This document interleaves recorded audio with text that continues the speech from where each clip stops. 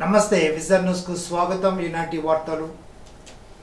భీమవరం పట్టణ టీడీపీ అధ్యక్షుడు మద్దుల రామ్ అధ్యక్షున భీమవరం 4వ వార్డు నర్సయ్య అగ్రహారంలోని పట్టణ మాజీ అధ్యక్షుడు ఇందుకూరి సుబ్రహ్మణ్యరాజు ఇంటి వద్ద నుండి సుపరిపాలన తొలి అడుగు కార్యక్రమాన్ని నియోజకవర్గ ఇన్ఛార్జి పోలిట్ బ్యూరో సభ్యురాలు తోట సీతారామలక్ష్మి ప్రారంభించారు. ఈ సందర్భంగా తోట సీతారామలక్ష్మి మాట్లాడుతూ ఎన్డీఏ కూటమి ప్రభుత్వం ఏర్పడి ఏడాది పూర్తి చేసుకున్న సందర్భంగా ముఖ్యమంత్రి చంద్రబాబు సారథ్యంలో అర్హులందరికీ సంక్షేమ పథకాలు అందిస్తూ ఎన్నికల ముందు ఇచ్చిన హామీలు నెరవేరుస్తున్నామని, రేషన్ కార్డుల ప్రక్రియలో సాంకేతిక ఇబ్బందుల వల్ల జాప్యం జరుగుతున్నట్లుగా గుర్తించామని, త్వరలోనే దీని సమస్య పరిష్కారానికి కృషి చేస్తామని అన్నారు. కార్యక్రమంలో టీడీపీ నాయకులు కార్యకర్తలు పాల్గొన్నారు. మన జాతీయ అధ్యక్షులు నారా చంద్రబాబు నాయుడు గారి పిలుపు మేరకు మనం ఏ కార్యక్రమం అయితే తీసుకున్నామో దాని ప్రకారం ఇంటింటికి వెళ్ళి ప్రతి మహిళని కూడా మనం మీకు పెన్షన్ వస్తుందా, లైక్ గ్యాస్ కానీ ఈ పరిపాలన ఎలా ఉందని అడగటం జరుగుతుంది. అందులో భాగంగానే ఈ రోజున మహిళలందరూ ఇక్కడ చాలా రావడం జరిగింది. వాళ్ళందరూ కూడా చాలా చక్కగా ఈ పరిపాలన బాగుంది, అన్నీ అందుతున్నాయని చెప్పారు. అలాగే కొంతమందికి వాళ్ళ ఏజ్ డిఫరెన్స్ వల్ల కొంతమందికి పెన్షన్లు రాని కారణం కూడా ఉంది. అవి కూడా తప్పనిసరిగా మేము పరిగణలో తీసుకుని వాళ్ళకి న్యాయం జరిగే విధంగా కూడా చేయడం జరుగుతుంది. అదేవిధంగా ఈ వార్డుకు వచ్చినప్పుడు వాటర్ సమస్య చెప్పడం జరిగింది. ఇది గత ప్రభుత్వంలోనే ఒక వాటర్ ట్యాంక్ కట్టడం జరిగింది, కానీ దానికి పైప్ లైన్ కనెక్షన్ ఇవ్వలేదు. కాబట్టి వాళ్ళకి ఇక్కడ వాటర్ రావటం కానీ వచ్చిన మురికి నీళ్ళు రావటం కానీ జరుగుతుందని మహిళలందరూ చెప్పడం జరిగింది. దీని మీద తప్పనిసరిగా మనం కమిషనర్తో మాట్లాడి దాన్ని పరిష్కరించే విధంగా మేమందరం కూడా సానుకూలంగా స్పందించడం జరిగింది. భీమవరంలో స్టేట్ గవర్నమెంట్ పెన్షనర్స్ అసోసియేషన్ ఇచ్చిన పిలుపు మేరకు భీమవరం కలెక్టర్ కార్యాలయంలో ధర్నా నిర్వహించారు. అధ్యక్షుడు డి హరికుమార్, జిల్లా ప్రధాన కార్యదర్శి వైవిఎస్ మూర్తి, కోశాధికారి వంగపండు రామ్మోహన్ రావు, రాష్ట్ర బాధ్యులు ఉభయ గోదావరి జిల్లాల ఉపాధ్యాయులు ఎమ్మెల్సీ బి గోపిమూర్తి, వివిధ సంఘాల జిల్లా అధ్యక్ష కార్యదర్శులు, యూనిట్ సభ్యులు, కార్యవర్గ సభ్యులు పాల్గొన్నారు. కేంద్ర ప్రభుత్వంపై ఫైనాన్స్ బిల్లుతో పాటు ప్రవేశపెట్టిన పెన్షన్ వెలిడేషన్ అమెండ్మెంట్ రద్దు చేయాలని కోరారు. ఈ ఫైనాన్స్ బిల్ అమల్లోకి వస్తే కేంద్ర ప్రభుత్వ ఉద్యోగులు పెన్షనర్లకే కాక రాష్ట్ర ప్రభుత్వ ఉద్యోగులు పెన్షనర్లు కూడా నష్టపోయే అవకాశం ఉందని అన్నారు. పెన్షనర్లకు బకాయి పడిన డిఏఆర్లు చెల్లించాలని, కమ్యూనికేషన్ రికవరీ కాలాన్ని 11 సంవత్సరాలు తగ్గించాలని తదితర డిమాండ్లతో కూడిన వినతి పత్రాన్ని సమర్పించారు. పశ్చిమ గోదావరి జిల్లా భవన నిర్మాణ కార్మిక సంఘ జిల్లా మహాసభ భీమవరంలో ఈ నెల 18న జరుగుతుందని ప్రధాన కార్యదర్శి మండా సూరిబాబు తెలిపారు. జిల్లా వ్యాప్తంగా మండలాల వారీగా భవన నిర్మాణ కార్మికులు ఈ మహాసభకు 200 మంది పాల్గొంటారని తెలిపారు. 18న శుక్రవారం జరిగే మహాసభకు మండల కార్యదర్శులు, సిఐటియు నాయకులు, సిఐటి నాయకులు, రాష్ట్ర అధ్యక్షులు పాల్గొంటారని తెలిపారు. ఈ మహాసభను జయప్రదం చేయవలసిందిగా జిల్లా భవన నిర్మాణ కార్మిక సంఘ ప్రధాన కార్యదర్శి మండా సూరిబాబు కోరారు. మన భీమవరంలో భవన నిర్మాణ కార్మిక సంఘం ఈ నెల 18వ తారీఖున జిల్లా మహాసభలు జరుగుతున్నాయి. ఈ మహాసభలకు మా జిల్లాలో భవన నిర్మాణ కార్మికులు 200 మంది పాల్గొంటారు. అలాగే మండల వారీగా మండలానికి 7 మంది చొప్పున రావాల్సిందిగా భవన నిర్మాణ కార్మికులు జిల్లా కమిటీ సభ్యులు నిర్ణయించుకున్నాం. అలాగే మన ఈ రానున్న 4 రోజుల్లో కూడా పాంప్లెట్లు ఇవన్నీ ఇష్టంగా పంచి భవన నిర్మాణ కార్మిక సంఘం జిల్లా మహాసభని జయప్రదం చేయవలసిందిగా భవన నిర్మాణ కార్మికుల తరఫున కోరుకున్నాం. ప్రభుత్వం ప్రత్యేకంగా ఏర్పాటు చేసిన ఆధార్ సేవలను ప్రజలు సద్వినియోగం చేసుకోవాలని తాడేపల్లిగూడెం డివిజనల్ డెవలప్మెంట్ అధికారి ఎం ప్రభాకర్ రావు అన్నారు. అత్తిరి గ్రామ సచివాలయంలో తాత్కాలికంగా ఏర్పాటు చేసిన ఆధార్ కేంద్రాన్ని డివిజనల్ డెవలప్మెంట్ అధికారి Prabhakar Rao, incharge deputy MPDO M Srinivasarao ప్రారంభించారు. ఈ సందర్భంగా ఆయన మాట్లాడుతూ ప్రతి గ్రామంలో అప్పుడే పుట్టిన బిడ్డ నుండి 5 సంవత్సరాల పిల్లలకు కొత్త ఆధార్లు అప్డేట్ చేయించడం, మార్పులు చేసుకోవడం, మొబైల్ నెంబర్ లింకు చేసుకోవడం తదితర కార్యక్రమాలను క్యాంపులు అందుబాటులో ఉంచామని అన్నారు. ఈ నెల 15 నుండి 18 వరకు, తిరిగి 22 నుండి 25 వరకు అవకాశం ఉందని అన్నారు. కార్యక్రమంలో పంచాయతీ కార్యదర్శి భాస్కర్, సచివాలయ సిబ్బంది పాల్గొన్నారు. రక్తహీనతతో బాధపడే గర్భిణులకు ఐరన్ ఇంజెక్షన్ ఇవ్వాలని జిల్లా వైద్య ఆరోగ్య శాఖ అధికారి జి గీతాబాయి అన్నారు. అత్తిలి ప్రాథమిక ఆరోగ్య కేంద్రాన్ని ఆమె సందర్శించారు. ఈ సందర్భంగా ఐరన్ ఇంజెక్షన్లు గర్భిణులకు ఇవ్వడం వల్ల కలిగే ప్రయోజనాలను తెలిపారు. సీజనల్ వ్యాధుల పట్ల తీసుకుంటున్న జాగ్రత్తలు, వ్యాధి నివారణ చర్యలను వైద్యాధికారి డాక్టర్ జి నాగరాజును అడిగి తెలుసుకున్నారు. ఆసుపత్రిలో సహజ ప్రసవాలు ఎక్కువగా జరిగేలాగా చూడాలని వైద్యాధికారిని ఆదేశించారు. దోమల నిర్మూలనకు తీసుకుంటున్న జాగ్రత్తలను అడిగి తెలుసుకున్నారు. హెచ్ఎస్డి ప్రమిళరాణి, హెచ్ఐఏ అమ్మాజీ, జేఎస్ గనిరాజు వైద్య సిబ్బంది పాల్గొన్నారు. అత్తిలి మండలం దంతుపల్లికి చెందిన కడలి రామాంజనేయులను అత్తిలి వ్యవసాయ మార్కెట్ కమిటీ ఉపాధ్యక్షునిగా నియమించిన సందర్భంగా అభినందన సభ నిర్వహించారు. కార్యక్రమానికి వర్రి శ్రీను అధ్యక్షత వహించారు. తెలుగుదేశం పార్టీ నాయకులు సిరగాని నాగేశ్వరరావు, కొరిపల్లి హరి, కడలి వెంకటనారాయణ, దండరాజు, దాసరి నాగరాజు, కొనకల్ల కాంతారావు, కలిగి దయానందమూర్తి, సత్యబాబు తదితరులు పాల్గొన్నారు. తనను ఏఎంసీ ఉపాధ్యక్షునిగా నియమించినందుకు తనకు శాసనసభ్యులు రాధాకృష్ణకు రామాంజనేయులు కృతజ్ఞతలు తెలిపారు. ఈ సందర్భంగా పలువురు రామాంజనేయులను అభినందించారు. ఈ సందర్భంగా ఆయన మాట్లాడుతూ పార్టీ ఇచ్చిన ఆదేశాల మేరకు ప్రతి కార్యక్రమాన్ని గ్రామంలో ప్రజల వద్దకు తీసుకెళ్లి ప్రజలకు సేవలు అందిస్తామని అన్నారు. ఎమ్మెల్యే అందిస్తున్న సహాయ సహకారాలు మరవరానమని అన్నారు. గౌరవనీయులు ప్రియతమ నాయకులు రాధాకృష్ణ గారికి నా ప్రత్యేకమైన ధన్యవాదాలు తెలియజేసుకుంటున్నాను. స్థాయిలో ఉండటానికి ప్రథమ కారకులు నా తండ్రి గారండి. మా తండ్రి గారు ఏదో వ్యవసాయం చేస్తూ ఉండేవారు. నేనైతే గత 10 సంవత్సరాల నుంచి కూడా మన గౌరవనీయులు రాధాకృష్ణ గారు ఎక్కడ ఏ ఊర్లో ప్రోగ్రాం పెట్టినా తప్పకుండా వెళ్ళిపోతూ ఉండేవాడిని. మరి మా నాన్నగారు ఎప్పుడు కూడా మానేయమని చెప్పేసి అనేవారు కాదు. మన ఆర్మల్లి రాధాకృష్ణ గారు కూడా తిరుగుతూ ఉండేవాళ్ళం, కానీ పదవి ఎప్పుడు ఆశించలేదు. రామా, నీకు అత్తిలి మార్కెట్ యార్డ్ వైస్ చైర్మన్గా నియమిస్తున్నానంటే, సరే సార్ మీ ఇష్టం, నేను ఏ పదవికి సూట్ అవుతానో అదే ఇవ్వండి నాకు చెప్పడం జరిగింది. అదే రకంగా ఎన్ఆర్పి సార్ గారు ఆయన మాటను దృష్టిలో ఉంచుకుని, సరే అయితే మీ పిల్లల్ని ఒక వారం రోజులు ట్యూషన్ తీసుకురండి, ట్యూషన్ చెప్తాం, ట్యూషన్లో వాళ్ళ పాస్ అవుతే మేము సీట్ ఇస్తామని చెప్పేసి చెప్పడం జరిగింది. అలాగే ట్యూషన్ తీసుకెళ్లిన తర్వాత పాస్ అవ్వారు, చేశారు. మా అమ్మాయికి ఆ రోజు సీట్ ఇవ్వనన్న వ్యక్తే 504 మార్కులు వచ్చినాయి మన 10th క్లాస్లో. అదే నా తమ్ముడు కూతురికి 562 మార్కులు వచ్చినాయి. ఆయన ఎన్ఆర్పి సార్ గారు ఒకటే చెప్పారు, నీకు మంచి జరిగిందంటే నేను ఇవాళ నీ పిల్లలకు సీట్ ఇచ్చానంటే ఒక రాధాకృష్ణ గారు. కొంతమంది తల్లిదండ్రులు చెప్తారు, నువ్వు రాజకీయం కోసం తిరుగుతున్నావు, నీకేమి కూటెట్టదని చెప్పేసి. కానీ నువ్వు డైరెక్ట్ గా రాధాకృష్ణ గారి కృతజ్ఞతలు నువ్వు సభాముఖంగా తెలియజేయమన్నారు. ఆ ఛాన్స్ నాకు ఇవాళ మీ అందరి దృష్టిలో నాకు వచ్చింది. అందుకు తెలుసు వంచి రాధాకృష్ణ గారికి నా ప్రత్యేకమైనటువంటి కృతజ్ఞత. అత్తిల్లో ఆరోగ్య సిబ్బంది పర్యవేక్షణలో గ్రామ పంచాయతీ వారు నిర్వహిస్తున్న యాంటీ లార్వా ఆపరేషన్ ను క్షేత్రస్థాయిలో sub unit officer G Venkateswara Rao పరిశీలించారు. డ్రైన్లు, సుదీర్ఘ నీటి నిల్వ కుంటలు మొదలగు అవుట్డోర్ బ్రీడింగ్ సోర్సెస్ పై ఈ యాంటీ లార్వా స్ప్రేయింగ్ వలన లార్వా దశలోనే దోమ పుట్టుకకు బ్రేక్ పడుతుందని అన్నారు. ప్రజలు డ్రైన్లో చెత్త వేయవద్దని, చెత్త వేయడం వల్ల మురుగునీరు పారుదలకు ఆటంకం కలిగి తిరిగి దోమల పుట్టుకకు స్థావరాలుగా మారతాయని అన్నారు. ప్రతిరోజు డ్రై డే పాటించాలని కోరారు. కార్యక్రమంలో health supervisor Venkataraju, health assistant Ganiraju, ఆరోగ్య కార్యదర్శులు, సిబ్బంది పాల్గొన్నారు. గత వైసీపీ ప్రభుత్వం మోసగారి సంక్షేమాన్ని అమలు చేసిందని గ్రహించిన రాష్ట్ర ప్రజలు కూటమి ప్రభుత్వానికి భారీ ఆధిపత్యంలో పట్టం కట్టారని తనకు శాసనసభ్యులు రాధాకృష్ణ అన్నారు.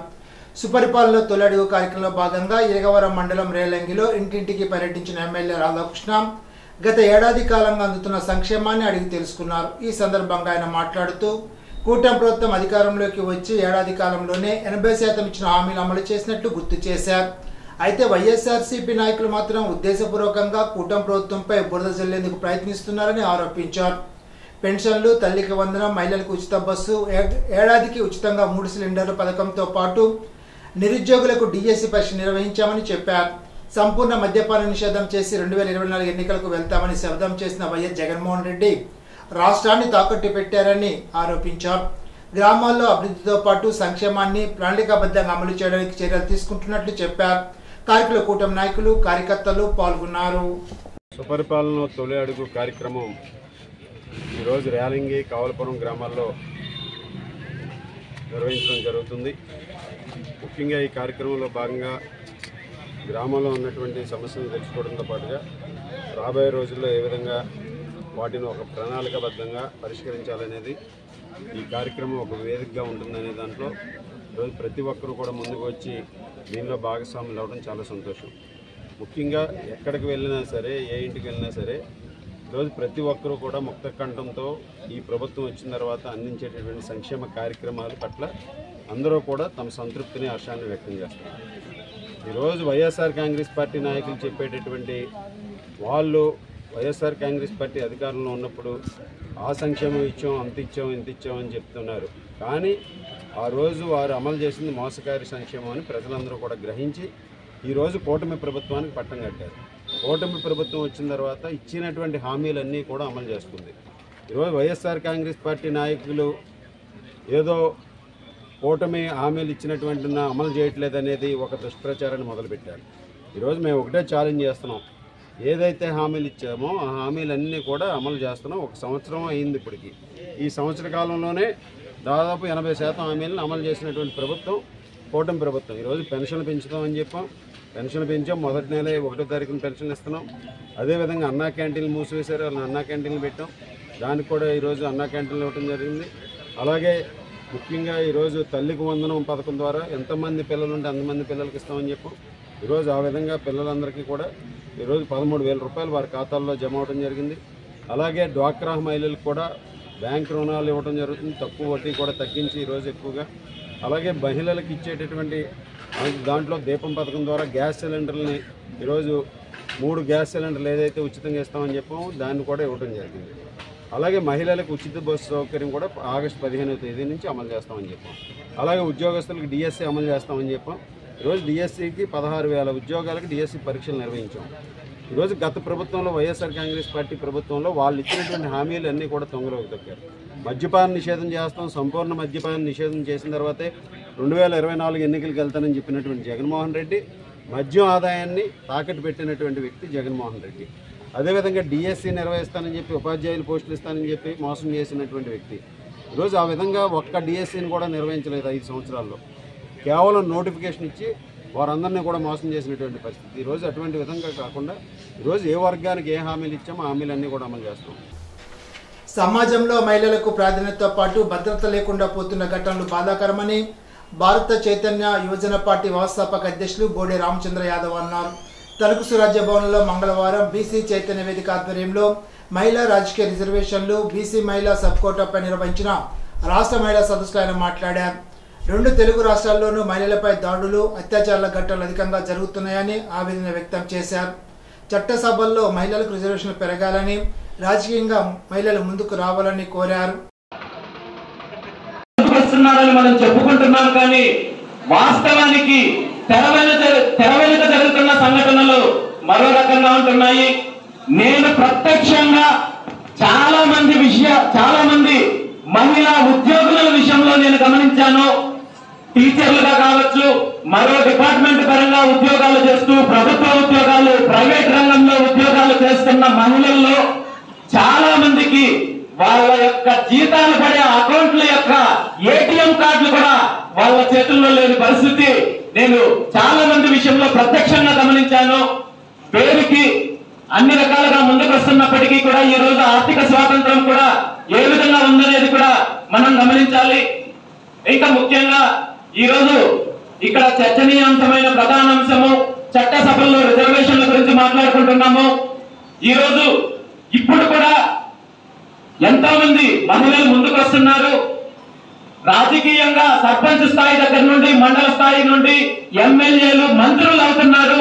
కానీ వీళ్లకు నిజమైన అధికారం ఉందా లేదా అనే విషయాన్ని మనం గమనించాలి. దానికి ఉదాహరణగా చెప్పాలంటే ఈ రాష్ట్రానికి హోంమంత్రిగా ఒక మహిళ ఉన్నప్పటికీ కూడా ఈ రోజు రాష్ట్రంలో మహిళల పైన జరుగుతున్న దాడులు నివారించడంలో కావచ్చు, మహిళలకు భద్రత కల్పించడంలో కావచ్చు, పూర్తిగా విఫలం అవ్వడానికి కారణము ఆవిడకున్న అధికార బలము ఎంతవరకు ఉందనేది మనం గమనించాలి. పేరుకి మంత్రిగా ఉన్నప్పటికీ కూడా ఈ రోజు నేను చాలా స్పష్టంగా చెప్తున్నాను, కనీసము తన మంత్రిత్వ శాఖలో ఒక ఎస్ఐ స్థాయి అధికారిని ట్రాన్స్ఫర్ చేసే అధికారం కూడా లేకుండా ఉత్సవ విగ్రహాల్లాగా వీళ్ళు మహిళలను, బీసీలను ముందుకు పెట్టి వెనక నుండి అధికారం చలాయించే కార్యక్రమం జరుగుతుంది తప్ప నిజమైన అధికారము మహిళలకు కానీ బీసీలకు కానీ ప్రభుత్వాలు పార్టీలు ఇచ్చే పరిస్థితి లేదనే వాస్తవాన్ని మనందరం కూడా గమనించాల్సిన అవసరం ఉంది. సమాజంలో మహిళలు అన్ని రకాలుగా ముందు వరుసలో ఉన్నారని అన్నారు.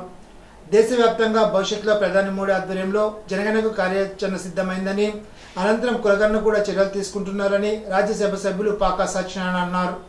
మహాత్మా జ్యోతిరావు పూలే, సావిత్రిబాయి పూలే, దుర్గాబాయి దేశ్ముఖ్, డాక్టర్ బిఆర్ అంబేద్కర్ కు మానవాళులు అందించిన సేవలను కొనియాడారు. ముఖ్య అతిథులను ఘనంగా సత్కరించారు. బీసీ చైతన్య వేదిక జాతీయ అధ్యక్షులు వీరవల్లి శ్రీనివాస్, జిల్లా మహిళా అధ్యక్షులు కొలగాని కృష్ణవేణి అధ్యక్షతన నిర్వహించిన ఈ సదస్సులో జాతీయ ఉపాధ్యక్షుడు కాగిత సూర్యనారాయణ, ప్రధాన కార్యదర్శి అట్టిగట్ల త్యాగాచారి, జాతీయ మహిళా అధ్యక్షులు వై లక్ష్మీ శైలజ, రాష్ట్ర గౌరవ అధ్యక్షులు పివి రమణయ్య, రాష్ట్ర అధ్యక్షులు అన్య వెంకటేశ్వరరావు, ఉపాధ్యక్షులు మఠపతి సూర్యచంద్రరావు, రాష్ట్ర ప్రధాన కార్యదర్శి లుక్కా వెంకటేష్ గౌడ్, రాష్ట్ర మహిళా అధ్యక్షులు మల్లేశ్వరి యాదవ్, రాష్ట్ర కార్యనిర్వాహక అధ్యక్షులు దుర్గంపాటి పద్మజ తదితరులు పాల్గొన్నారు. తర్వాత భారతదేశంలో వచ్చేటువంటి ఆలోచన ఏంటి? మహిళల యొక్క రాజకీయ భాగస్వామ్యం. మహిళల యొక్క రాజకీయ భాగస్వామ్యం గురించి మాట్లాడినప్పుడు ప్రధానంగా ఈ రాజకీయ భాగస్వామ్యం దేని మీద ఆధారపడుతుందంటే కులగణ మీద ఆధారపడుతుంది, జనగణ మీద ఆధారపడుతుంది. జనగణ 1952, 62, 72 తిరిగి 2002లో జరిగింది. అదే ఆఖరి జనగణ. 2002లో జరిగినటువంటి జనగణ ద్వారా మహిళలకు సంబంధించినటువంటి విషయాలు ప్రస్తావించేటువంటి సందర్భంలో మహిళలకు సంబంధించిన రిజర్వేషన్ ఇవ్వాలి అనేటటువంటి విషయం వచ్చినప్పుడు 1996లో దేవగౌడ గారి యొక్క ప్రభుత్వం దీన్ని ఈ యొక్క బిల్లును ప్రవేశపెట్టడం జరిగింది. అయితే ఈ బిల్లు ప్రవేశపెట్టేటప్పుడు ఉన్నటువంటి పరిస్థితి ఏంటంటే మహిళలకు రిజర్వేషన్ ఇచ్చేటటువంటి సందర్భంలో డీలిమిటేషన్ జరిగితే తప్ప ఆ డీలిమిటేషన్ జరగాలంటే జనగణన జరగదు. ప్రజలపై భారం పెరిగే విద్యుత్ స్మార్ట్ మీటర్లు ప్రజలు వ్యతిరేకించాలని సిపిఎం జిల్లా కార్యదర్శి జేఎన్వి గోపాలన్ పిలుపునిచ్చారు. మంగళవారం తణుకమలవీల భవనంలో ప్రజా సంఘాల ఆధ్వర్యంలో రౌండ్ టేబుల్ సమావేశం నిర్వహించారు. సమావేశానికి సిఐటియు జిల్లా కార్యదర్శి పివి ప్రతాప్ అధ్యక్షత వహించి మాట్లాడుతూ ప్రజలకు భారంగా మానే ఆదాని స్మార్ట్ మీటర్లు ప్రభుత్వం ఉపసంహరించుకోవాలని, విద్యుత్ కోతలు ఆపాలని అన్నారు. ముఖ్య అతిథిగా విచ్చేసిన గోపాలను మాట్లాడుతూ ఆదానితో రాష్ట్ర ప్రభుత్వం చేసుకున్న ఒప్పందాలు ప్రజలకు చాలా ప్రమాదకరమని అన్నారు. గత ప్రభుత్వం చేసుకున్న ఒప్పందాలు కూటమి ప్రభుత్వం వచ్చిన తర్వాత కూడా అమలు చేయడం ఏమిటని ప్రశ్నించారు. ఎన్నికల్లో విద్యుత్ భారాలు తగ్గిస్తామని కూటమి అధికారంలోకి వచ్చాక 15,000 కోట్ల భారం వేసిందని విమర్శించారు. సిపిఐ పట్టణ కార్యదర్శి బొద్ద నాగరాజు మాట్లాడుతూ అధికారంలో ఉంటే ఒక విధంగా, ప్రతిపక్షంలో ఉంటే ఒక విధంగా చెప్పి ప్రజలను మోసం చేస్తున్నారని విమర్శించారు. స్మార్ట్ మీటర్ల ద్వారా ప్రజలకు జరిగే నష్టం ఎక్కువగా ఉంటుందని అన్నారు. వ్యవసాయ కార్మిక సంఘ జిల్లా సహాయ కార్యదర్శి బల్లచినభద్రరావు మాట్లాడుతూ విద్యుత్ మీటర్లు ప్రజలు తిరస్కరించాలని అన్నారు. సిపిఎం పట్టణ కార్యదర్శి అజయ్ కుమారి మాట్లాడారు. కార్యక్రమంలో గార రంగారావు, సూరిబాబు, అంబటి రామకృష్ణ, ఉషా, దున్నే నాగేశ్వరరావు, వి నాగేశ్వరరావు, ఎం గంగాధర్ రెడ్డి, టి వెంకటేశ్వరరావు తదితరులు పాల్గొన్నారు. ఇప్పుడు ఒక చిన్న బ్రేక్.